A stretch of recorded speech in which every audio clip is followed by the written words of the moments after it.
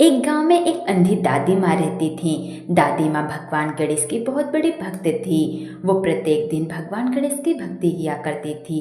एक दिन भगवान गणेश दादी माँ के सामने प्रकट हुए और उन्होंने कहा कि मैं तुम्हारी भक्ति से बहुत ही प्रसन्न हूँ, मांगो तुम क्या मांगती हो।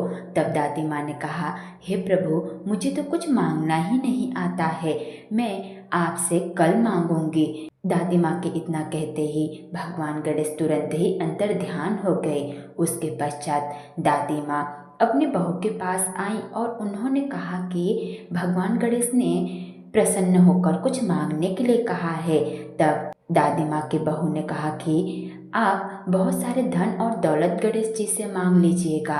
फिर उसके पश्चात दादी माँ अपने पड़ोसन के पास गई तो पड़ोसन ने कहा कि आप तो अंधी हैं, तो क्यों ना गणेश जी से आप अपने आंखों की रोशनी ही मांग लेना।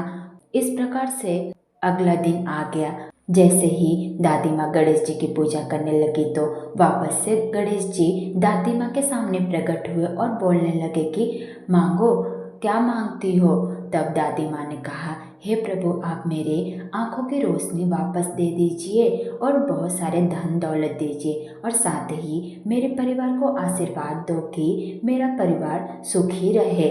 यह सुनकर गणेश जी दादी माँ से कहने लगे कि आप तो बहुत ही होशियार हो, परंतु मैंने आपको वचन दिया है, इसलिए मैं आपको आशीर्वाद देता हूँ कि आपके पास बहुत सारे धन दौलत आ जाएंगे और आपके आंखों की रोशनी भी आ जाएगी। साथ ही आपका परिवार भी एक सुखी जीवन व्यतीत करेगा।